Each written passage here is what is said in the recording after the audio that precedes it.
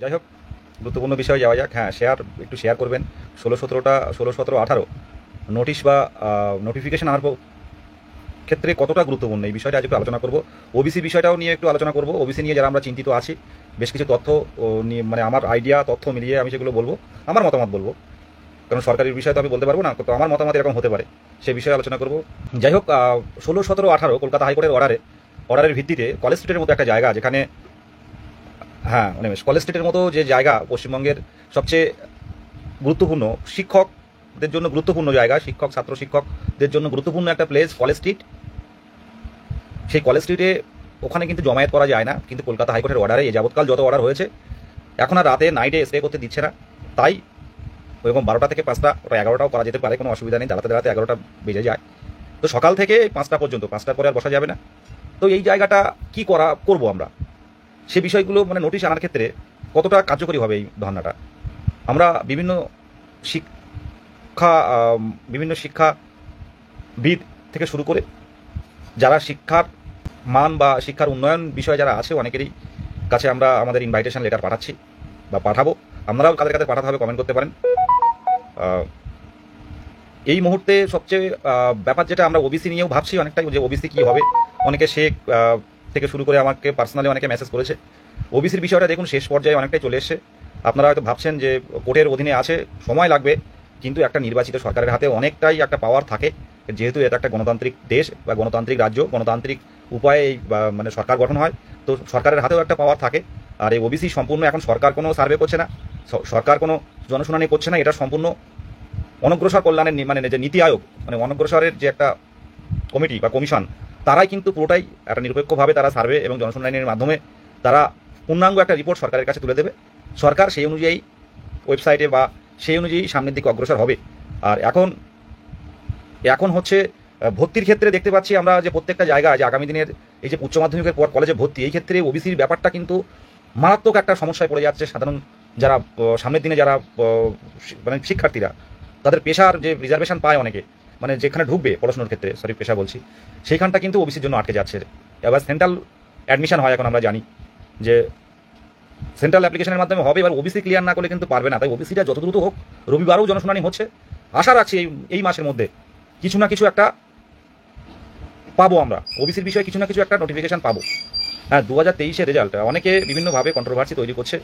আমি আবারও বলছি, 2023টা মানে সবাই চায় কম্পিটিশন কম হোক, আমরাও চাই কম্পিটিশন কম হোক, যাতে 2022-এর আলাদা নিয়োগ হোক। আমাদের অনেক ডেপুটেশন, পুরনো ডেপুটেশনে আমরা দেখতে পাবেন অনেকে ডেপুটেশন নিয়ে অনেক কন্ট্রোভার্সি তৈরি করে, কেস করবো, এই করবো, তা করবো, কিন্তু এগুলো করেও কিছু হবে না। সবাই চায় আলাদা আলাদা কম্পিটিশন যাতে কমে। তবে 23-এর ব্যাপারটা একটু বলি। 23-এর অনেকেই আছে আমাদের এই লাইভে কমেন্ট করছে, 23-এর বিষয়টা কী হবে। আমরা চাপ নেবেন না, 23 ঠিক সময় হয়তো রেজাল্ট পাবলিশ হয়ে যাবে। আমি এর আগেও বলেছি, 23-এর বঞ্চিত হবে বলে মনে হয় না। হয়তো 23-এর রেজাল্ট, নতুন নোটিফিকেশান, নতুন টেট, এটা পরপর 3টে আসবে। তো সরকারের এখন কিন্তু আমরা বিভিন্ন দপ্তরে যাই, কথা বলি, অনেক নেতামন্ত্রীর কাছে যাচ্ছি, অনেক শিক্ষা সেলের কাছে যাচ্ছি, তারা কিন্তু পরিষ্কারভাবে জানাচ্ছে যে 22-এর ক্ষেত্রে কিন্তু একটা নোটিফিকেশান অবশ্যই আসবে। তো সেই নোটিফিকেশান আসলে সত্যিই কি ইন্টারভিউ শুরু হবে, একটা প্রশ্ন থেকে যাচ্ছে। কারণ 8 মাসের মাথায় কিন্তু ভোট, আর এখন বর্তমান পরিস্থিতি যুদ্ধ ঘোষণা, চারিদিকে যুদ্ধর খবর। সেই জায়গায় দাঁড়িয়ে দেশের পরিস্থিতি এখন যুদ্ধ তৎপরকাল, মানে যুদ্ধ হচ্ছে এমন একটা পরিস্থিতি। এই জায়গায় দাঁড়িয়ে কি নোটিফিকেশান দেবে? সব উত্তরে একটাই কথা বলবো, ঘুরে অন্যদিকে যাবেন না। দেখুন, বড় বড় জায়গায় আমরা দেখেছি, বড় বড় জায়গায় এই মাধ্যমিক উচ্চ মাধ্যমিক রেজাল্ট দেখুন, কলকাতায় যারা এসি রুমে বসে থাকে, এসি রুমে যারা পড়ে, যারা একটা সাবজেক্টে যারা 2টো করে মাস্টার, তারা কিন্তু ফার্স্ট হয়নি। সেই ঘুরে ফিরে গ্রাম অঞ্চল, ঘুরে ফিরে যাদের টিউশনি মাস্টার নেই, যারা নিজেরা পড়াশুনো করেছে, যারা নিজেরা খেটে গেছে, তারাই কিন্তু র্যাঙ্কটা করেছে। এটা মাথায় রাখবেন। তাই এই সরকারি এই কথাগুলো কেন বলছি, সরকারি বিদ্যালয়গুলো, সরকারি প্রাইমারি বিদ্যালয়গুলো বাঁচাতে হবে।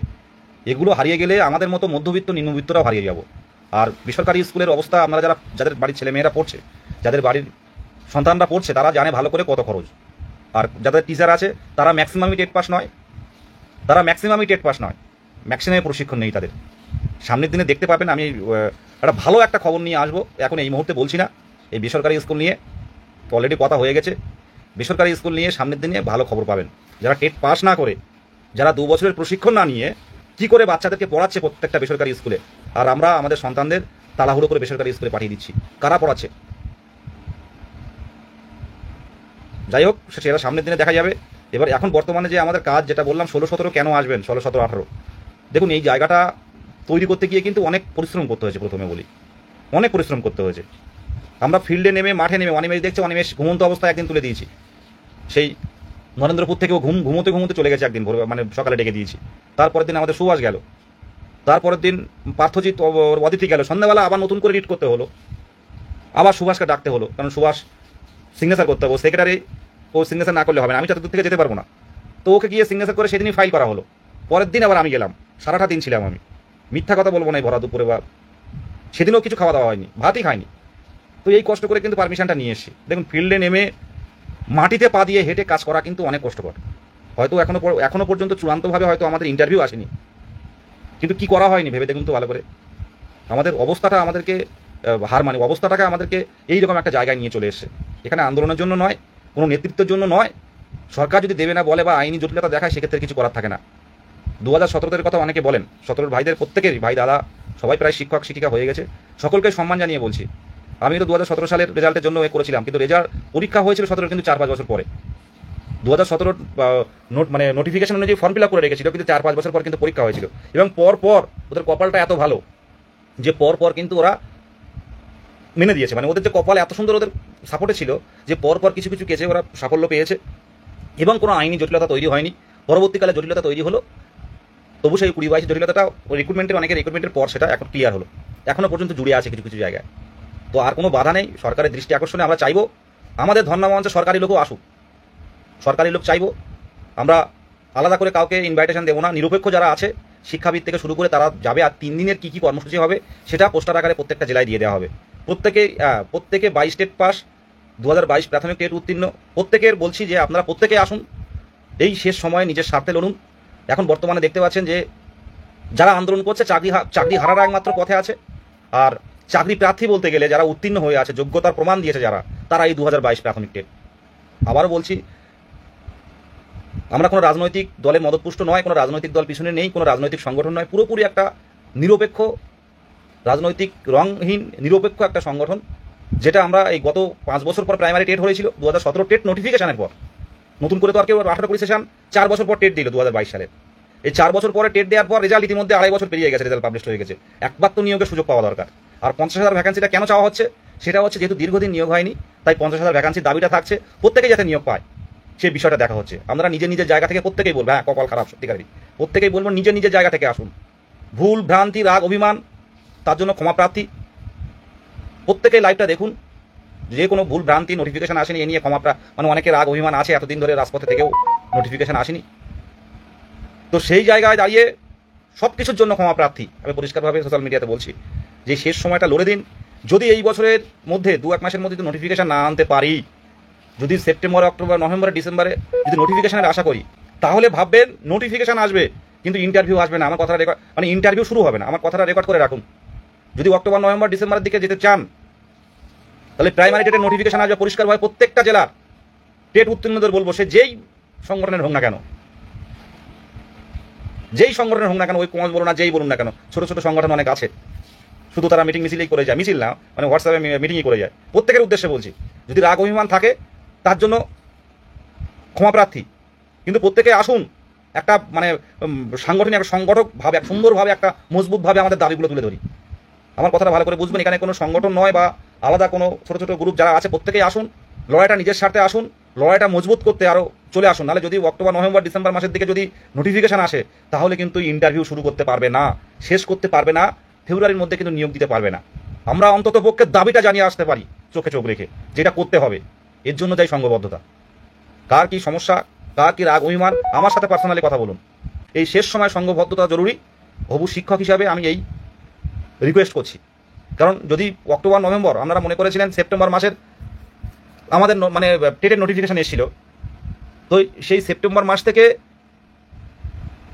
অক্টোবর, নভেম্বর, ডিসেম্বরে গিয়ে টেট হলো 11 তারিখে। কিন্তু এইরকম যদি টেটের ব্যাপারটা আলাদা, একদিন পরীক্ষা হয়ে গেলে মিটে গেল, কিন্তু এই মানে ইন্টারভিউয়ের ব্যাপারটা কিন্তু সম্পূর্ণ আলাদা। আপনার ভাবুন, অন্তত 20 দিন ফর্ম ফিল আপে রাখতে হবে সময়, 20 দিন ফর্ম ফিল আপে সময় রাখতে হবে, 20 থেকে 25 দিন রাখতে হবে। সেটা আবার ভেরিফাই হবে কার কি তথ্য আছে, কার কি ভুল আছে, কার ট্রেনিং ভুল আছে, কার সার্টিফিকেট মানে ইয়ে করেছে, ভুল করে সার্টিফিকেট দিয়েছে, কার সেশন কোনটা, কারা পরে ডিএলএড করেছে, এগুলো করতে সময় লাগবে। তো এটা করতে আরও আপনি 20 দিন 30 দিন মানে 1 মাস ধরুন। তো এখানে তো ফর্ম ফিল আপ আর তার স্ক্রুটিনি করতে 2 মাস পেরিয়ে গেল। এবার এতগুলো টেট পাস, প্রায় 35-40 হাজার, তো 35,000টা তো 35,000 তো ইন্টারভিউ দেবেই বাচ্চা দিয়ে। তো অনেকে তো ফর্ম ফিল আপ করবে, ইন্টারভিউ দিতে পারুক আর না পারুক, ফর্ম ফিল আপ তো করতে কেউ বাদবে না, সবাই ফর্ম ফিল আপ করে দেবে। তো তাদেরকে বাদ দিয়ে নতুন করে ইন্টারভিউয়ের যে এটা করবে, সেগুলো তারা সময় লাগবে। তো এখানে তো 3 মাস পেরিয়ে যাবে। তাহলে নভেম্বরে যদি, অক্টোবরে যদি নোটিফিকেশন আসে, নভেম্বর ডিসেম্বর জানুয়ারি পেরিয়ে গেল, ফেব্রুয়ারিতে ভোট, লাস্টের দিকে ভোটের দামামা বেড়ে যাবে, সব নমিনেশন দেওয়া শুরু করবে।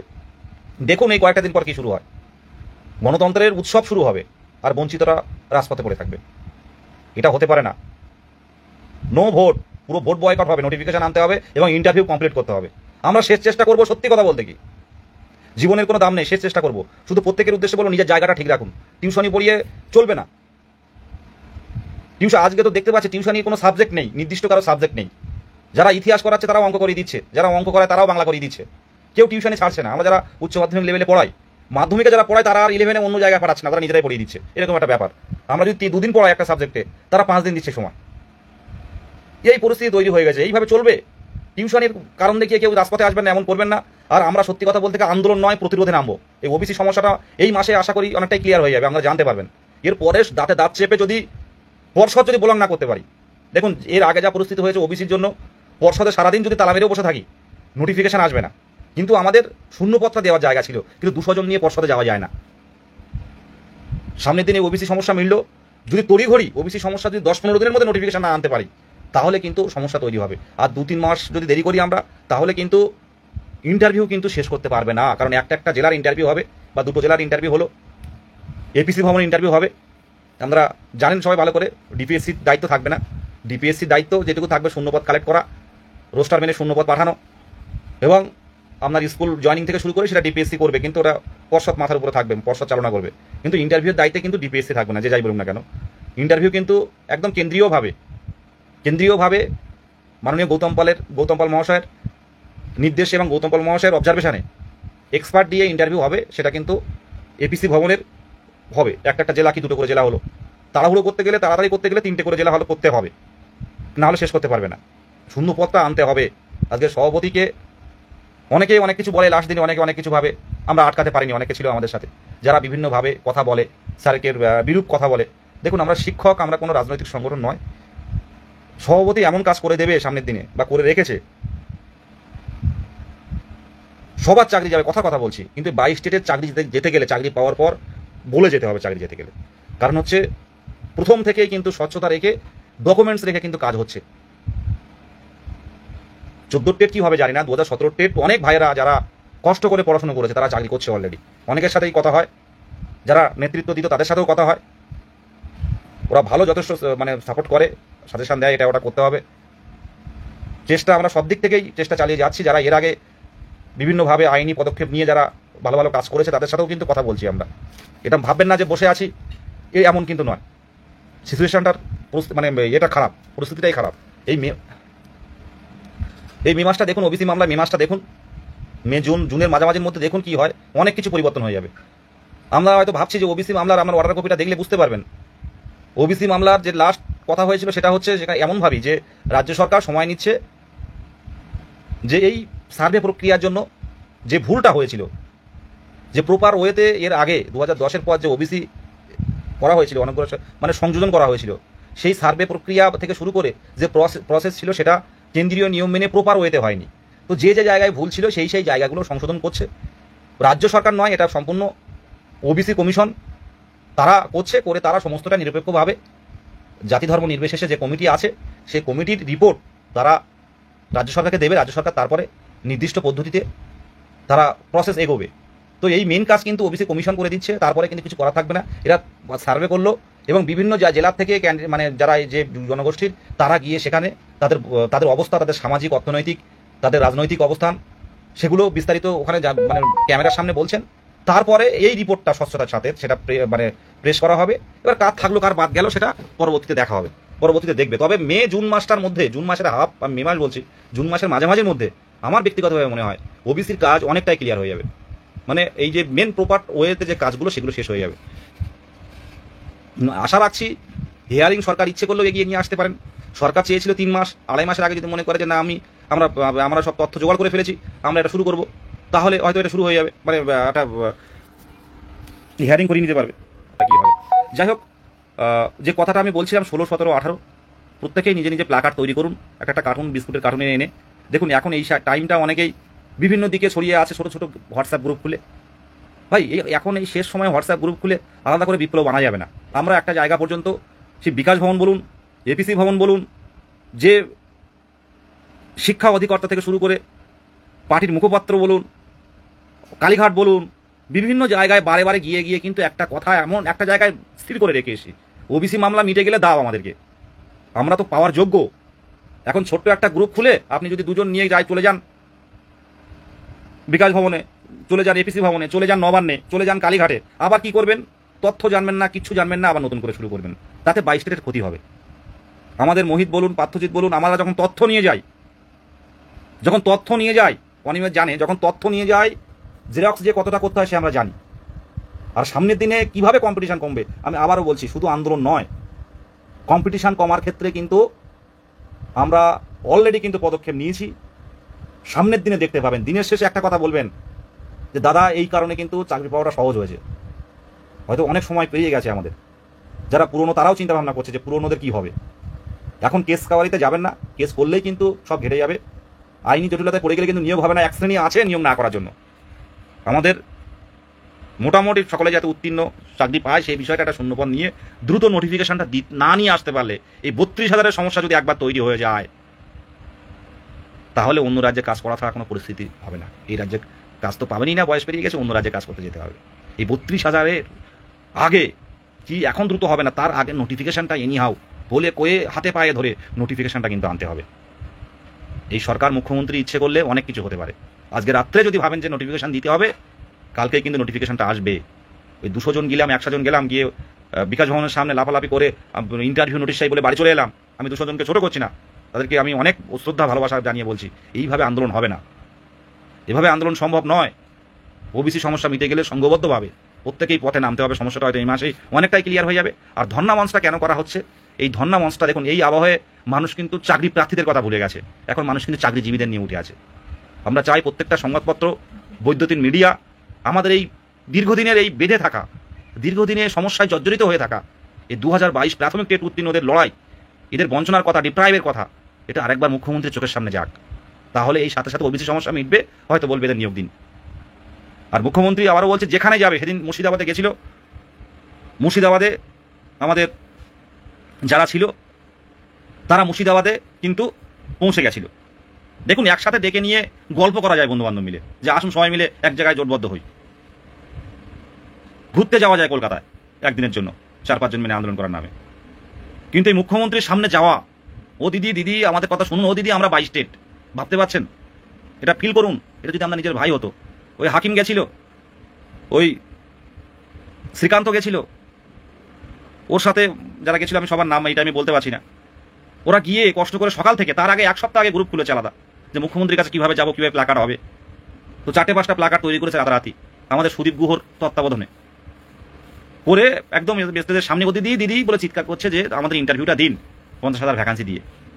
পারবেন বলুন তো? যারা এই বাড়িতে বসে থাকে, সারাদিন টিউশনি পড়াচ্ছে বা নিজের পরিবার নিয়ে আছে, নিজের জন্য আছে, তারা কি পারবেন সময় দিতে? 100 কিলোমিটার পথ পেরিয়ে তারা গেছে, 100 কিলোমিটার পথ পেরিয়ে মুর্শিদাবাদের বহরমপুরে গেছে মুখ্যমন্ত্রী, শামশেরগঞ্জে মুখ্যমন্ত্রী আসছেন তাই গেছে। এবং দিদি তাদের দিকে তাকিয়ে দেখেছিল, পুলিশ অফিসার ডেপুটেশন কপি নিয়েছিল। আমাদের যদি নোটিফিকেশন না আসে, বা আসবে তো অবশ্যই, কিন্তু ওবিসি সমস্যা মিটে যাওয়ার 1 সপ্তাহের মধ্যে আমাদের নিয়ে কিছু দিতে হবে। না হলে মুখ্যমন্ত্রী যেখানে যাবেন, শিক্ষামন্ত্রী যেখানে যাবেন, 22 স্টেটরা কিন্তু সেখানে যাবে। এটা প্রত্যেক জেলায় জেলায় এটা জানিয়ে দিন। দিদি দাঁড়ান, আমাদের কথাটা শুনুন। দিদি থমকে দাঁড়িয়েছিলেন কিছুক্ষণ, দাঁড়িয়ে পুলিশ অফিসারকে পাঠিয়ে দিয়ে দিদি আবার চলে গেছেন। তো এগুলো তো করেছে মুর্শিদাবাদের ছেলেরা, শিক্ষকরা, হবু শিক্ষকরা, তাদেরকে কোন দিশ জানান। অনেক কষ্ট, 100 কিলোমিটার, কেউ 60 কিলোমিটার বাসে গিয়ে তারা নিজের পকেটের পয়সা খরচ করে তারা প্ল্যাকার্ড বানিয়ে ডেপুটেশন কপি তৈরি করে 1 সপ্তাহ আগের থেকে তারা মানে প্রস্তুতি নিয়েছে। দিদির সামনে গিয়ে বলেছে আমরা 22 স্টেট। দিদি দেখলেন, মুখ্যমন্ত্রী দেখলেন ওটা। দেখুন এগুলো তো চেষ্টা। আমরা ধর্নার পারমিশন নিতে গিয়েছি, শুনতে পাচ্ছি মুখ্যমন্ত্রী বই মেলায় আসছেন, বই মেলায় অদিতি আর সুভাষ চলে গেল। যাওয়ার সময় দিদি করে চিৎকার করলো যে 22 স্টেট, দিদি দেখে বেরিয়ে গেল। আমি, মোহিত, অনিমেষ, সৌরভ, ইন্দ্র আমরা হাইকোর্টে ছিলাম। খবর পেলাম যে শিক্ষামন্ত্রী আসেন হাইকোর্টে, শিক্ষামন্ত্রী ব্রাত্য স্যার এবং কুণাল স্যার আসেন। আমরা সাথে সাথে কিন্তু হাইকোর্টে আমরা ওনাদের সাথে দেখা করলাম, কথা বললাম, দীর্ঘক্ষণ কথা বললাম স্যার আসার সাথে সাথে। এবং স্যার ঢুকলেন 1 ঘন্টা হাইকোর্টের মধ্যে, তারা আলোচনা করলো আপার প্রাইমারি নিয়ে। বেরিয়ে আসার পরও কিন্তু কথা বললাম, আপনারা দেখেছেন। কি দরকার ছিল? আমরা তো ওই রাত্রে সকাল সকাল বাড়ি চলে আসতে পারতাম। একটু একটু করেছি, একটু একটু কাজ হয়েছে। আজকে আন্দোলন করলে 16-17 ধর্ণা করলে যে 20 তারিখে গিয়ে আমাদের ইন্টারভিউ দেবে তা কিন্তু নয়, কিন্তু ইন্টারভিউ পাওয়ার যে পথটা কিন্তু প্রশস্ত হবে, এটুকুই বলা। প্রত্যেকে 16, 17, 18 যাদের টিউশনে আছে, অফিসে আছে, তারা টাইমটা ম্যানেজমেন্ট করুন। এই জায়গাটা যেন একটা মানে এটা সবাই যেন দেখি, যেন মানে মোটামুটি একটা যেন চারিদিকে ভর্তি থাকে, যে আওয়াজটা যেন একটা চারিদিকে মুখরত হয়, যেন সাংবাদিকরা দেখতে পারে যে না, এদের বঞ্চনার কথাগুলো প্লাকার্ড পেস্টুনে তুলে রাখুন নিজের নাম দিয়ে। আমার বাবা অসুস্থ বা যার যে পরিস্থিতির মধ্যে আছেন সেগুলো তুলে রাখুন, তুলে লিখে আনুন। আর শুধু লড়াই নয়, আমি আবারও বলছি যে প্রতিদ্বন্দ্বিতা যাতে কমে, যাতে এপিসি ভবনের সামনে লাইনটা একটু কম হয়, সেই বিষয়টাও কিন্তু আমরা এগোচ্ছি, সামনের দিনে এগোবো। দেখতে পাবেন সেটা, তখন দেখতে পাবেন যে কি অবস্থায় হয়েছে, কি অবস্থায় আছি। এখন আর সোশ্যাল মিডিয়াতে আইনি বিষয়গুলো নিয়ে কোনো আলোচনা করা হয় না।